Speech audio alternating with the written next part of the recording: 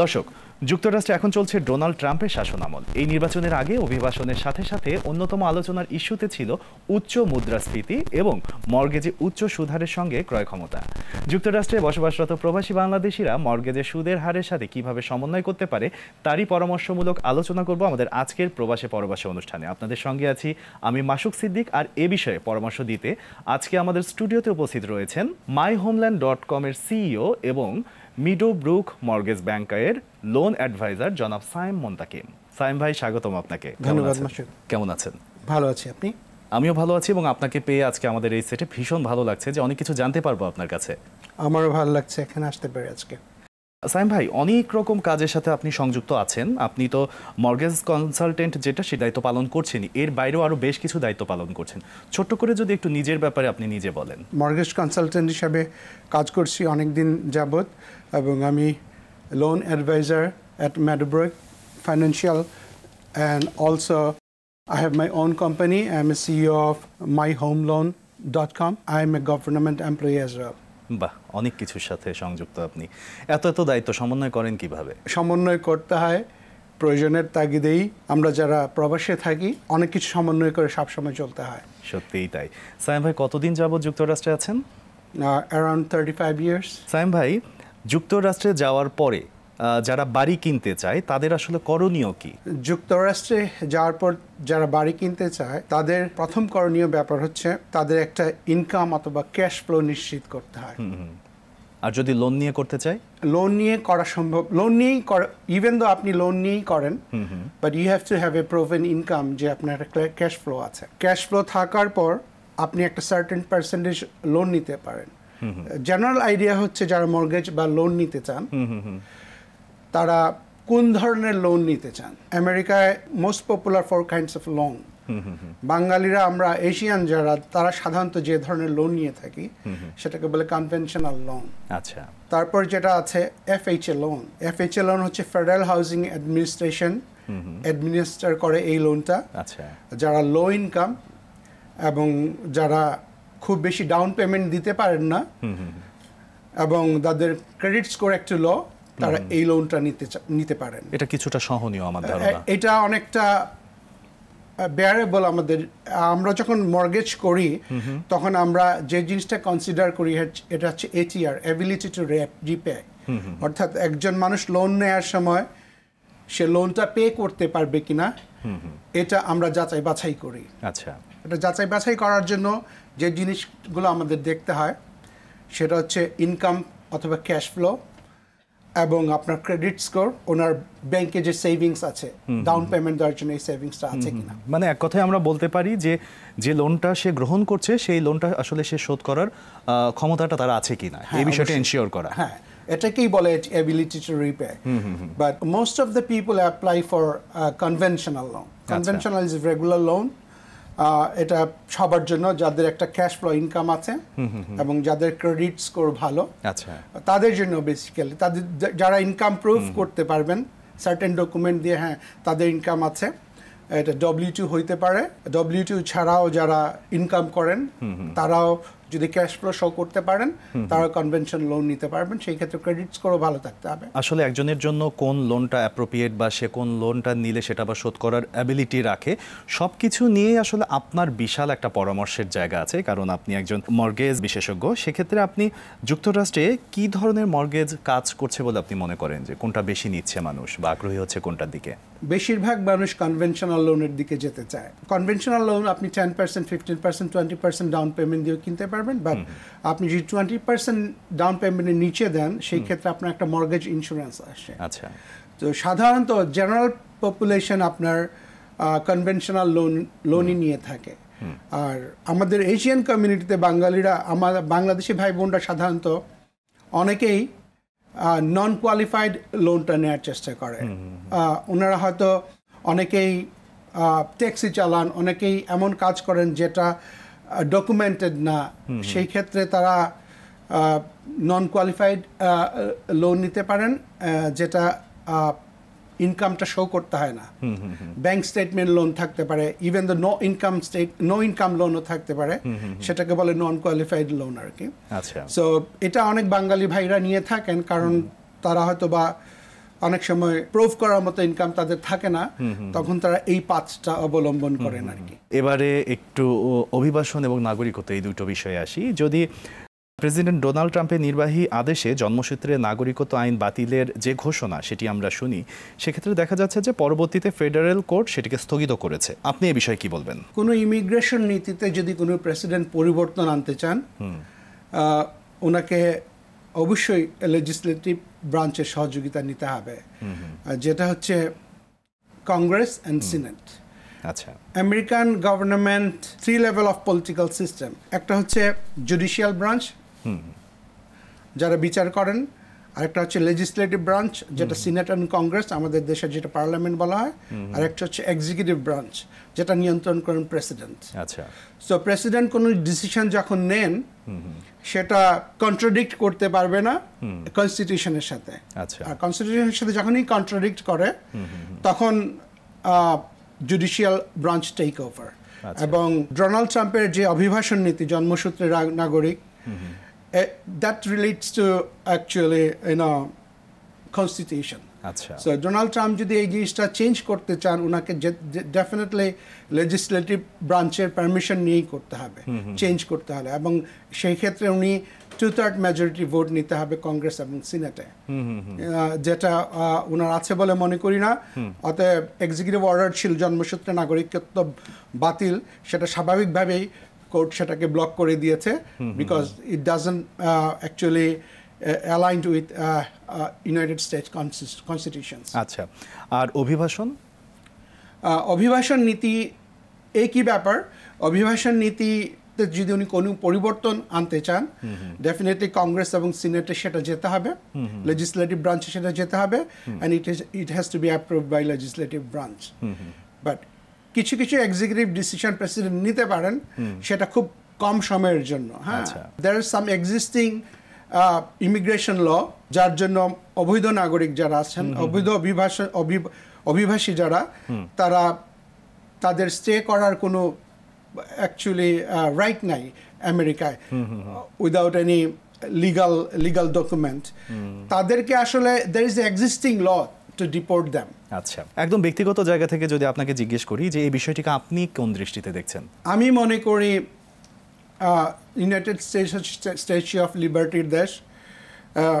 এই দেশের শুরুই হচ্ছে ইলিগাল ইমিগ্রেশন দিয়ে। আপনি যদি রুট লেভেল থেকে শুরু করেন, there is no certain legal system that legalize anybody in United State as a residence. সেখান থেকে শুরু করেন যদি, তাহলে দেখা যায় যারাই এই দেশে আসছিল শুরু থেকেই সবার একটা কোনো স্ট্যাটাস ছিল না, এবং এই দেশ মানুষের একটা ড্রিমল্যান্ড। এই দেশে মানুষ আশ্রয় খোঁজে, এই দেশ মানুষকে আশ্রয় দেয় সবসময়। আমার ব্যক্তিগত অভিমত, ইলিগাল ইমিগ্রেশন অবশ্যই বন্ধ হওয়া উচিত, কিন্তু যারা এক্সিস্টিং এখন আমেরিকার মতো দেশে যারা স্বপ্ন দেখছেন লিগাল হওয়ার জন্য, তাদেরকে অবশ্যই সুযোগ করে দেওয়া উচিত দেশে থাকার জন্য। বাহ, খুবই গঠনমূলক কথা বলেছেন। আমরা যদি অবৈধ অভিবাসী বিতাড়ন এবং নিউ ইয়র্ক অভিবাসীদের নিয়ে যে আইন, তার ফলে অভিবাসীরা কতটুকু সুরক্ষিত আছে, এটি আপনাকে জিজ্ঞেস করে আপনি কি বলবেন? নিউ ইয়র্কে অভিবাসীদের জন্য একটা এক্সিকিউটিভ অর্ডার ছিল নিউ ইয়র্ক মেয়র থেকে, যে নিউ ইয়র্ক পুলিশ কখনো কোনো ব্যক্তিকে তাদের ইমিগ্রেশন স্ট্যাটাস জিজ্ঞাসা করতে পারবে না, regardless of any interaction with NIPD. But এটা ফেডারেল গভর্নমেন্ট এজেন্সি, যেটা এসইই, আই মিন তারা এটা মানতে বাধ্য না এনআইপিডির মতো। So new York city was a safe Harbour for migrant people who doesn't have document, আমি এভাবেই বলবো। কিন্তু বর্তমান একটু পলিসিগতভাবে চেঞ্জ দেখতে পাচ্ছি। আমি এনআইপিডি যদিও ডিরেক্টলি আমি দেখিনি যে directly they are arresting illegal documents, but they are helping federal government agency to arrest illegal documents, আচ্ছা, ইলিগাল এলিয়ান।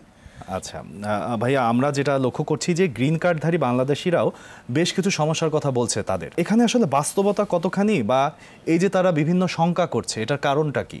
যদিও আমি লিগাল অ্যাডভাইজার না, বাট আমি মনে করি যে সবাই যদি গ্রিন কার্ড মেনটেন করার যে আইনগত প্রক্রিয়া তারা মেনটেন করেন, প্রপারলি মেনে চলেন, শঙ্কিত হওয়ার কিছু নাই। একটা জিনিস বুঝতেই হবে, গ্রিন কার্ড হোল্ডাররা আমেরিকান নাগরিক নয়, তারা বাংলাদেশি নাগরিক। যারা বাঙালি বাঙালি বা যে দেশ থেকে আসেন না কেন মাইগ্রেশন নিয়ে, তারা ওই দেশের নাগরিক until they get American passport. তো তাদের সার্টেন রুলস রেগুলেশন ফলো করতে হয়। বাংলাদেশে যাওয়া আসার ক্ষেত্রে একটা নির্দিষ্ট টাইমের ভেতর তাদের যেতে হয়। কেউ যদি গ্রিন কার্ড নিয়ে বাংলাদেশে ট্রাভেল করেন, তাদের 6 মান্থসের মাঝে ব্যাক করার কথা, এবং তারা যদি 1 ইয়ার অতিক্রম করে যায় তাদের বাংলাদেশে 6 মান্থসের মাঝে 6 মান্থসের ভেতর রিটার্ন করার কথা। রিটার্ন করলে তাদের সিটিজেনশিপের কাউন্টে যে সময়টা সেটা কাউন্ট হবে, কিন্তু 1 বছরের মাঝে তাদের বাধ্যতামূলকভাবে রিটার্ন করার কথা ইমিগ্রেশন আইন ফলো করে যদি থাকেন। কোনো কারণে যদি তারা 1 বছরের মাঝে রিটার্ন না করতে পারেন, American government has the right to cancel their green card. এবং এই নিয়মগুলো যারা মেনে চলেন, আমি মনে করি, এবং তারা যদি ল অ্যাভয়েডিং সিটিজেন হয়ে থাকেন, তাদের শঙ্কিত হওয়ার কোনো কারণ নেই। বাহ, সুন্দর বলেছেন। যদি নিয়ম নীতি সবকিছু ঠিক থাকে তাহলে শঙ্কিত হবার কোনো কারণ নেই, বা তাদের ডকুমেন্ট যদি সবকিছু ঠিক থাকে তাহলে শঙ্কিত হবার কোনো কারণ নেই। এটা আসলে একটি আশার কথা।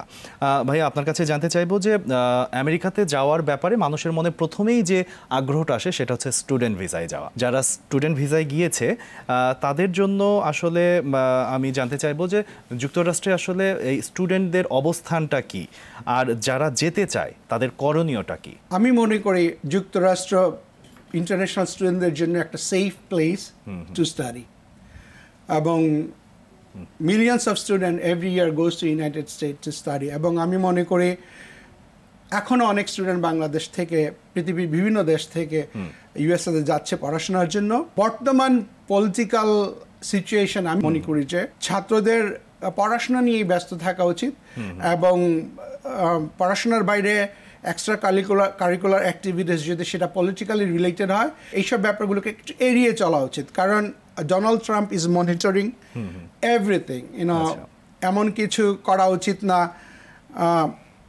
ব্যক্তিগতভাবে মনে করি everybody has right to say and express their opinion, but কিন্তু আমরা বর্তমান পরিস্থিতিতে যা দেখছি যে ইভেন দ্য সামটাইম ইউনাইটেড স্টেটের মতো একটা কান্ট্রিতেও মানুষের স্বাধীনতা খর্ব করা হচ্ছে। যারা সিটিজেন তারা খুবই নিরাপদ, কিন্তু যারা স্টুডেন্ট ভিসা নিয়ে পড়াশোনা করতে যান তারা একটু সতর্কতা অবলম্বন করা উচিত আমি মনে করি, যখন international politics specially Palestine and Israel issue আসে। তার মানে আপনি বলতে চাচ্ছেন যে স্টুডেন্টদেরকে সব কিছু আসলে খুবই মানে গুরুত্বের সাথে দেখে এবং খুব কেয়ারফুলি সামনের দিকে এগোতে হবে, সেখানে কোনো পলিটিক্যাল ইন্টারফেয়ার থাকা যাবে না, বা তাদের কোনো অ্যাক্টিভিটি এরকম থাকা যাবে না। এই বিষয়টা নিয়ে আরেকটু শুনতে চাই, কিন্তু এ পর্যায়ে একটি বিরতি নিয়ে নিচ্ছি। দর্শক, নিয়ে নিচ্ছি ছোট একটি বিরতি, সাথেই থাকুন, ফিরছি একটু পরেই। দর্শক, বিরতির পর ফিরে এলাম আমাদের আজকের আয়োজনে। আবারও আমাদের সাথে রয়েছেন আমাদের আজকের অতিথি। আমাদের অতিথির কাছে আবারও ফিরে যাচ্ছি। ভাইয়া, বিরতির আগে যেমনটা বলছিলাম যে স্টুডেন্টদের কোনো রকম রাজনৈতিক কর্মকাণ্ডের সাথে যুক্ত থাকা যাবে না, সেটা তাদের জন্য ক্ষতির কারণ হতে পারে। এই বিষয়টা আরেকটু পরিষ্কার করে আমরা আসলে পরের গল্পগুলোতে যাব। বর্তমান অবস্থার প্রেক্ষিতে আমি মনে করি যারা পড়াশোনা করতে যাবেন ইউএসএতে, তারা একটু সতর্কতা অবলম্বন করবেন।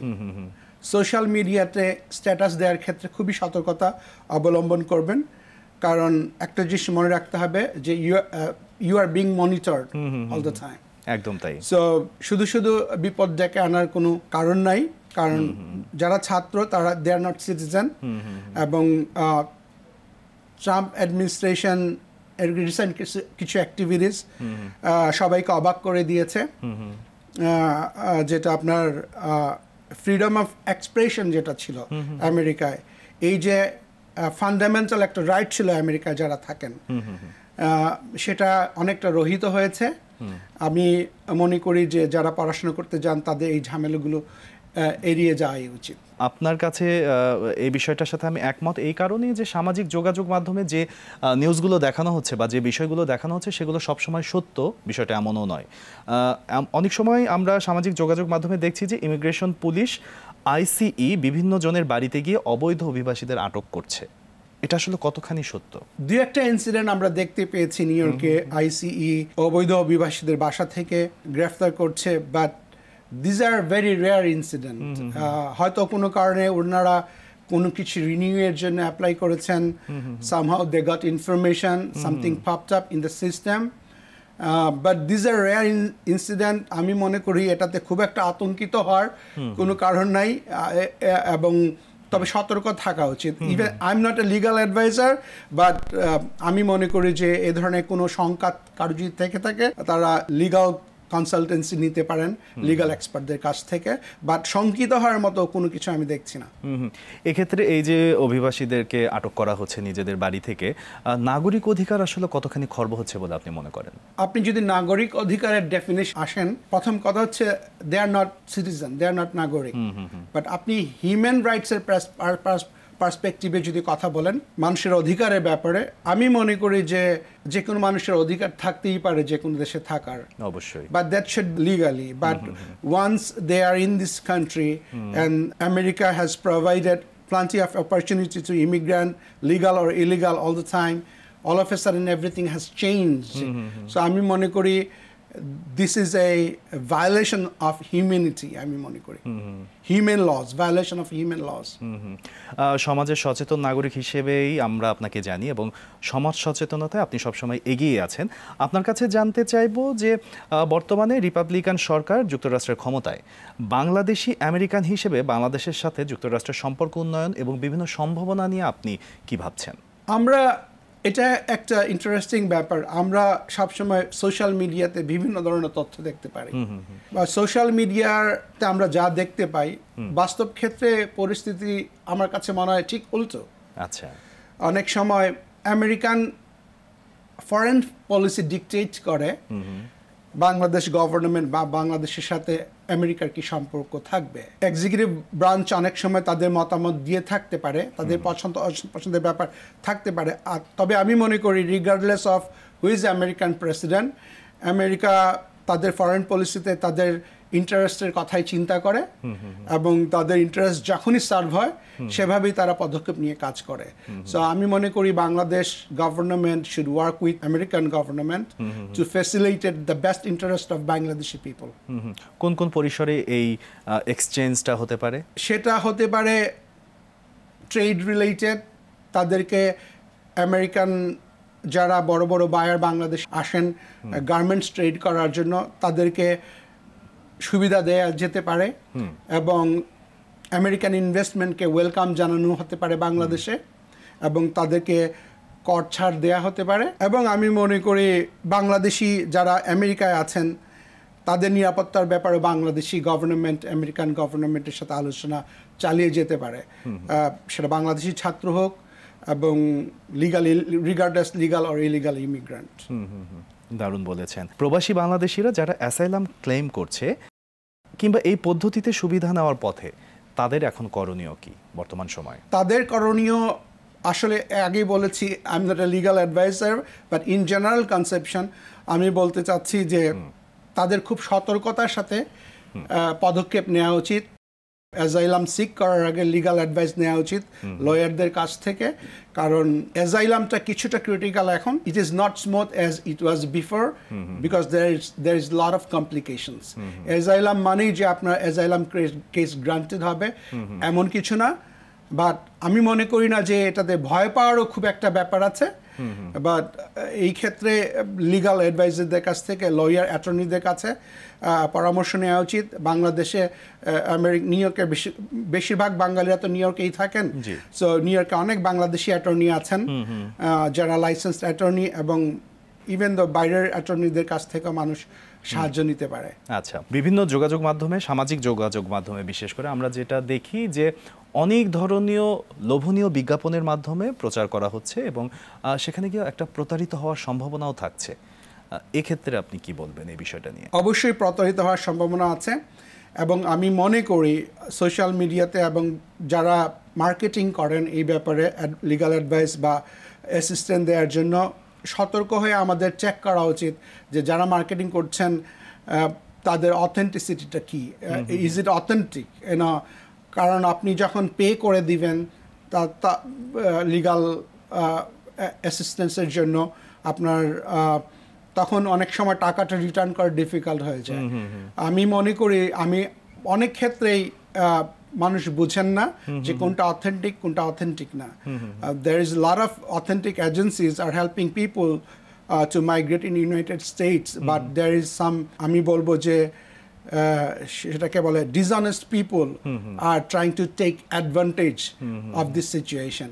So সেই ক্ষেত্রে আমাদের খুব সতর্ক হওয়া উচিত এবং কোনটা অথেন্টিক না এখন এইসব ব্যাপারে পরামর্শ নেওয়া যেতে পারে অনেকের কাছ থেকেই। এবং ইদানিংকালে যেভাবে আমরা চেক করতে পারি, অনেকভাবে চেক করা সম্ভব। ইন্টারনেটের মাধ্যমে আমরা অ্যাসিস্ট্যান্ট নিতে পারি, গুগলের মাধ্যমে আমরা যাচাই বাছাই করতে পারি, ফোন করে যাচাই বাছাই করতে পারি।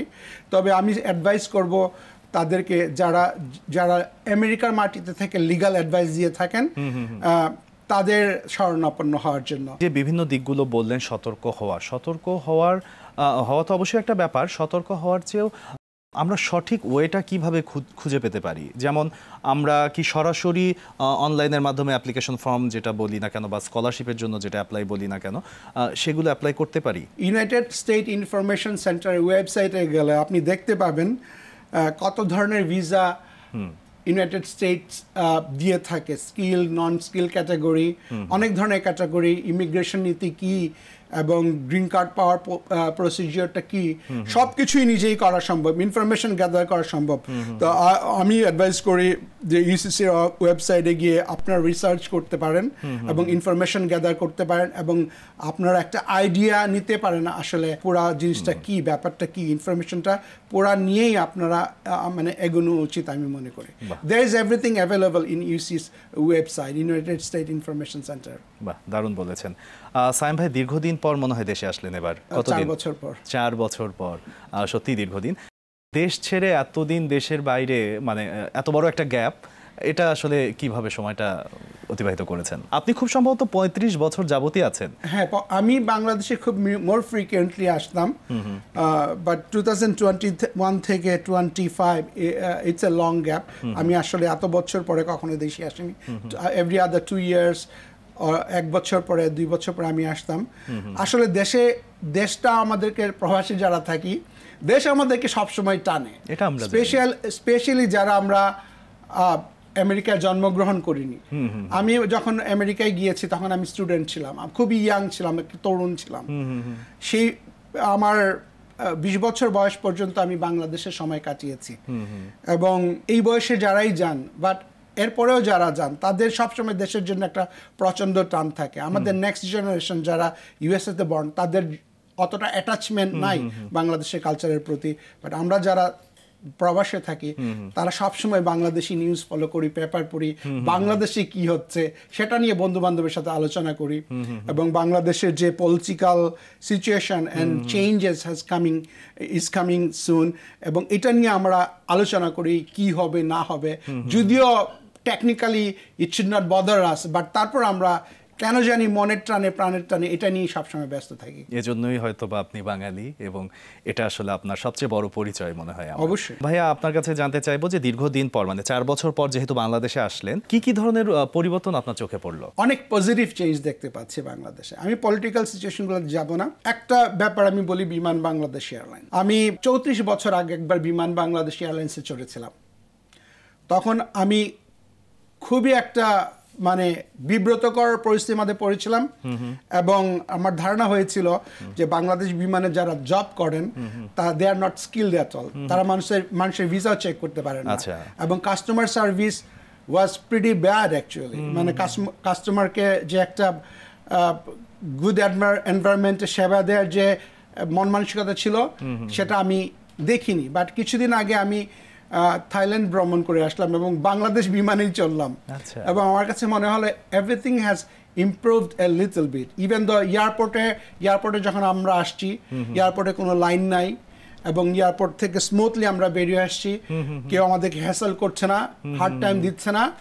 There is a lot of changes, I feel like, even though I visited many government agencies to business, complete my business, and I feel that, there is welcoming environment everywhere. আপনার কথার মধ্য থেকেই আসলে নতুন সম্ভাবনা, দিগন্ত উন্মোচন হওয়ার একটা সম্ভাবনা আমরা দেখতে পাচ্ছি। আপনার কাছে যদি জানতে চাই যে নতুন বাংলাদেশ, সম্ভাবনার বাংলাদেশ নিয়ে আপনার নিজস্ব স্বপ্ন কি, সেটা একটু শুনি। আমি বাংলাদেশে এমন একটা পরিবেশ দেখতে চাই যেখানে স্বাধীনভাবে মানুষ কথা বলতে পারবে, মানুষ তার মতামত প্রকাশ করতে পারবে, মিডিয়া বলেন, মানে সাধারণ পাবলিক বলেন, দুর্নীতিমুক্ত একটা বাংলাদেশ যেখানে কোনো দুর্নীতি থাকবে না, অপশোষণ থাকবে না, স্বজনপ্রীতি থাকবে না, যেখানে মানুষ নিরাপদ থাকবে, কোনো ধরনের পলিটিক্যাল মব মানুষকে আক্রমণ করতে পারবে না, মানুষের নিরাপত্তা নিশ্চিত করতে হবে।